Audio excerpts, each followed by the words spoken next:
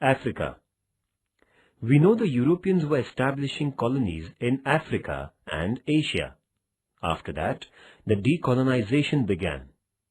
In comparison to Asian continent, decolonization began late in Africa. After Asian continent, Africa is the second largest one.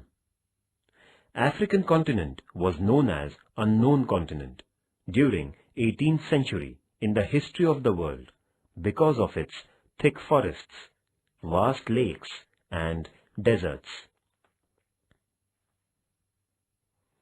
The area of this continent is 3,277,135 square kilometer.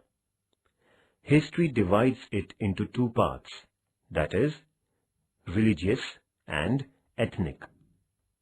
The continent is divided into two parts due to the Sahara Desert. Both the parts of this desert are not in contact due to its remoteness. Hence, there are differences between two parts in the fields of culture, religion, and political background.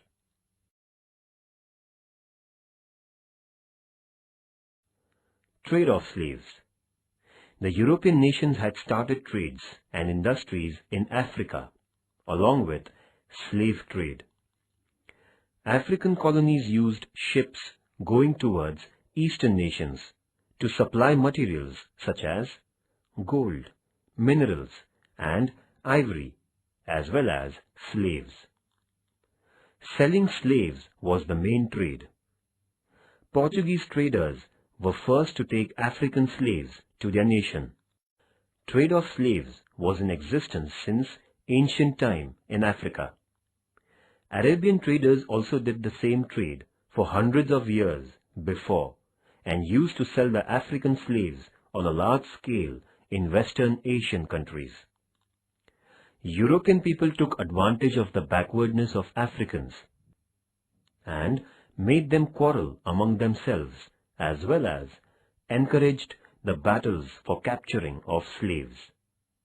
The African people who were captured were sold as slaves. Slaves were hard-working for their masters in newly established European colonies. Slave trade was one of the reasons for colonialism.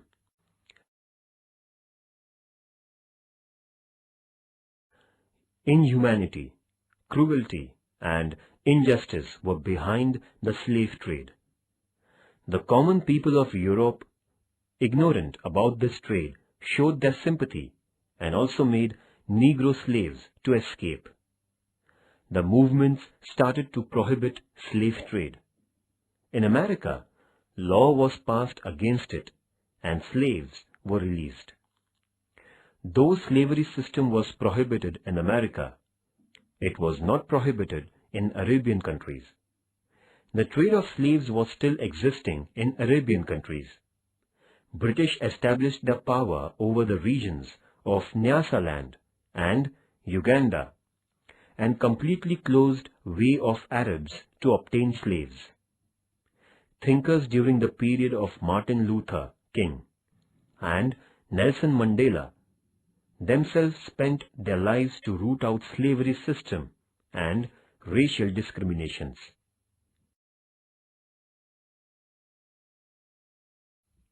Consequences. First, nationalism spread among European colonies due to the national movements in Asia. National movements in Asia affected the minds of African people. Africa concentrated its attention towards Indian national movement. African nationalists were impressed by Mahatma Gandhiji's non-violence movement held in southern Africa and Indian national movement. Second, international political incidents affected the minds of African people and they demanded the total freedom. Two reactions came out through national movements in Africa. One was to make treaty with the colonizer and the other to give freedom to them. That's why India, Brahmadesh, Sri Lanka, etc. nations from Asian countries received freedom, and second was that France, Holland, Portugal, etc. spoiled national movements. Hence, Ghana, Rhodesia, Kenya, etc. nations obtained freedom very late.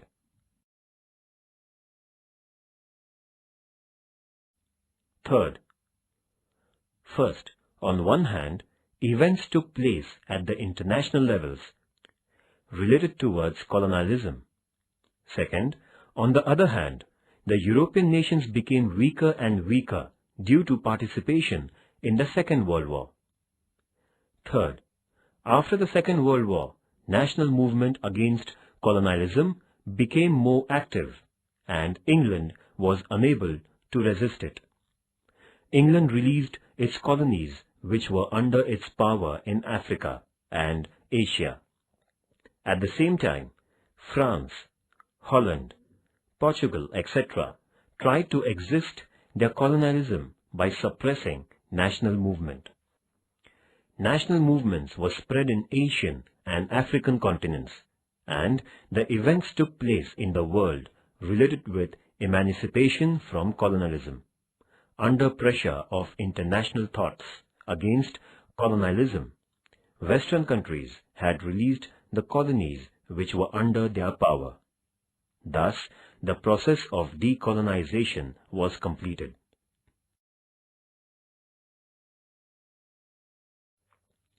Colonization in Africa. Courageous European tourists Mango Park, Captain Speke, Sir Samuel Baker, David Livingstone, and American newspaper reporter H.M. Stanley had obtained the information of internal parts of Africa. Stanley published the valuable books and gave significant information about the continent to the Europeans.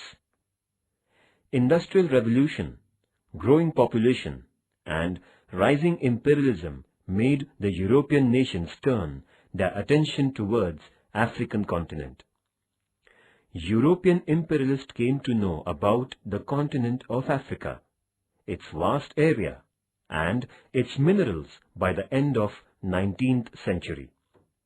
As a result, England, France, Belgium, Holland, Arab, and Germany started their competition to acquire colonies in Asia and Africa.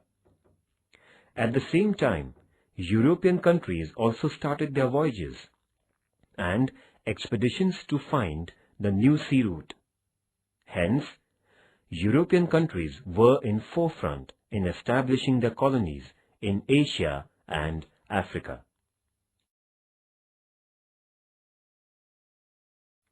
First, Belgium.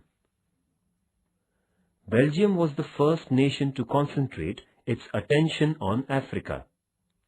The second king of Belgium, Leopold, was very ambitious and intellectual. He spent money on Congo region of Africa and established his own free settlement in Congo. In limited span, he exploited the people in Congo. He accumulated huge wealth by his oppressive and exploitative policies.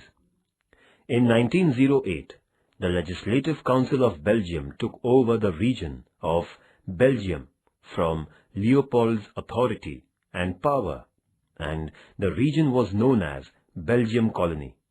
Thus, the first European colony was established in Africa.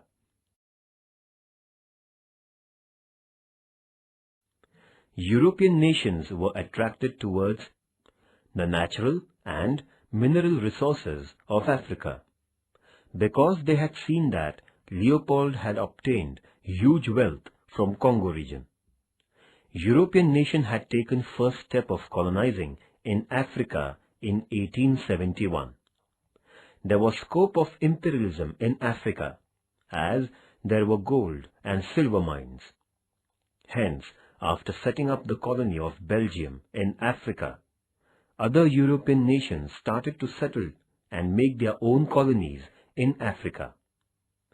we found the effect of industrialization all over the world, as well as the settlements of colonies in the Africa continent during 18th century. After Industrial Revolution, European nations' attention was attracted towards Africa to establish new colonies and new market to sell their products and to buy cheap raw materials.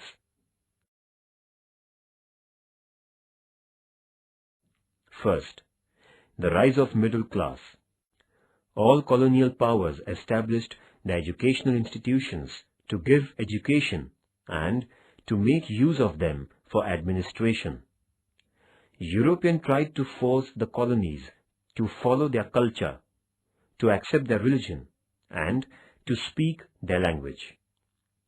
New middle class was formed due to European educational system and with the contact of foreign culture, lawyers, teachers, common man, traders, etc.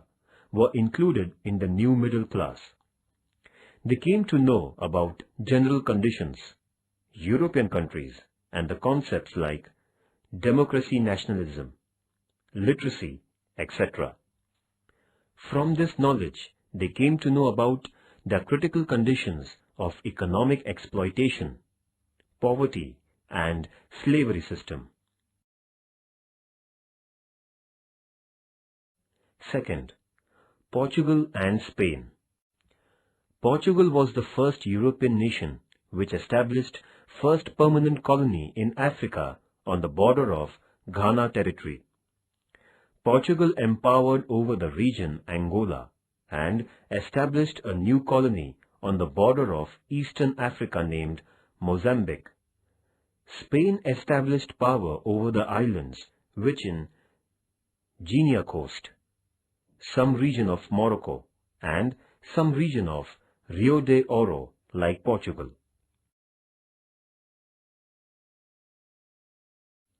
Second, the rise of nationalism. The spirit of nationalism was imbibed in African colonies. They began to think about freedom. Thus, national movements were raised in the colonies. The process of decolonization had begun late in Africa than Asian continent. They needed more time for decolonization, almost up to the end of 20th century.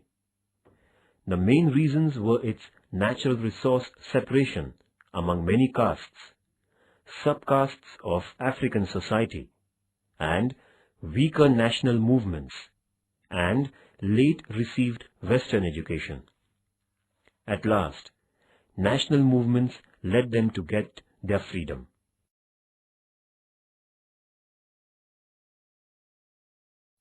Third, Dutch. Dutch people established supply center at Cape Town, in southern part for the ships, which were going towards east. Then the center was converted into a large colony. Dutch established their colonies in Orange Free State as well as Transvaal.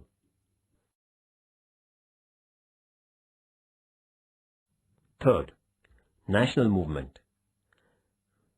Kwame Nkrumah got freedom to the Gold Coast colony, which is known as Ghana region, by organized form of national movement in 1957, whereas a famous leader, Jomo Kenyatta from Kenya, organized the movement Mau Mau, and Kenya became free from British rule. Robert Mugabe's Patriotic Front Party fought against British and obtained freedom to the nation West Rhodesia, now known as Zimbabwe. Nelson Mandela fought a long battle in South Africa against colonialism and discrimination of colors and ethnic group. By the end of 20th century, all colonies in Africa became free. Fourth, French. France established and brought under their power the important colonies like Senegal and Gabon at the western border of Africa. After that, French brought under their control the region of northern Congo, and in 1883, France joined Ivory Coast to their reign. France declared Port Nova region as safety region. France challenged Portugal and brought under their control Dahomey region, which was at western side of Nigeria. By 1914, French brought under its control and power the region from Sahara Desert of North-South Africa to West Ivory Coast and up to French Guiana.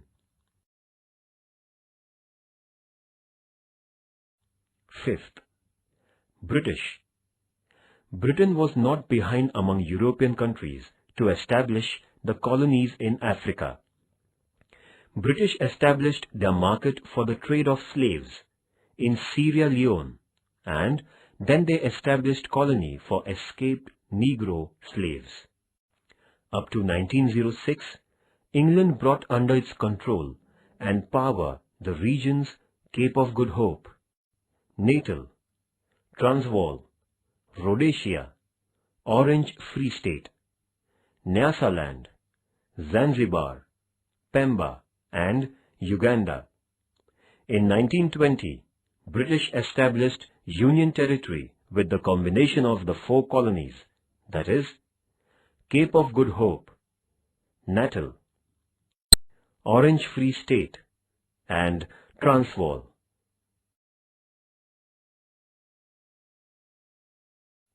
Sixth, Germany. Like Britain, Germany too established its colonies in Africa. After integration, Germany participated in the competition of colonization. Chancellor of Germany, named Bismarck, established its first colony in West North Africa through his trade policy in 1883. German researcher Dr. Gesteb Nordwigel was sent to establish the right over Tongoland, Cameroon, Angora-Pequena regions of Africa. By the Treaty of Self-Defense between Germany and Negro King, Germany established its right over Africa. Then the region was known as Tongoland. After some years, Germany established its right over West South Africa, and in 1884-85, in Berlin Conference, Germany's power over the colonies like Tongoland, Cameroon, and Southwest Africa, etc., were granted.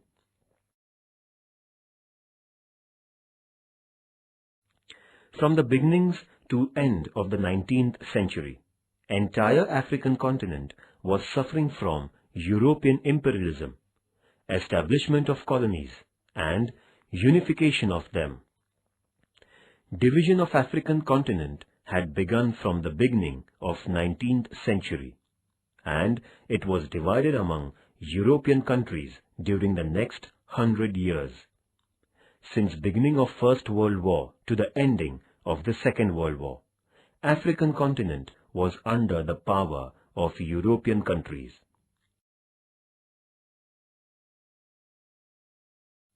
Due to colonialism of Europeans, underdeveloped and backward countries had become weaker and weaker in the fields of wealth, including natural resources. Slavery system continued over the undeveloped and backward countries. Those countries remained only as the markets of raw material and refined goods. Due to its effects, native occupations and industries decreased. Many industries were closed and the native people became poorer and poorer.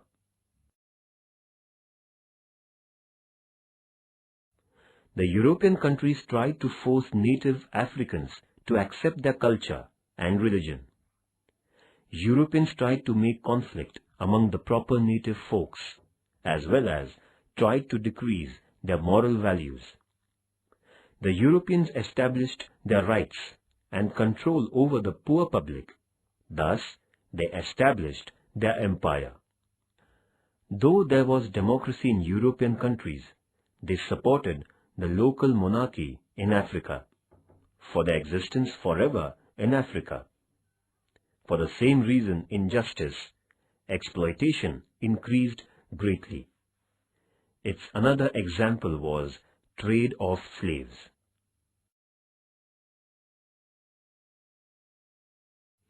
Decolonization of Africa.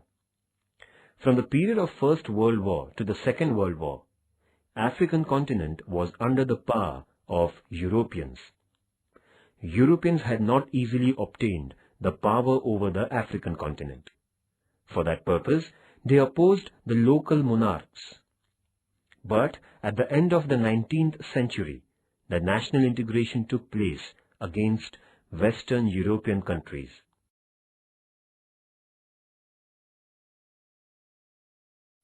Conclusion. The continent was known as unknown continent has now completely changed. Free nations accepted the new thoughts, and this continent's darkness had disappeared forever. An Africa continent began to develop.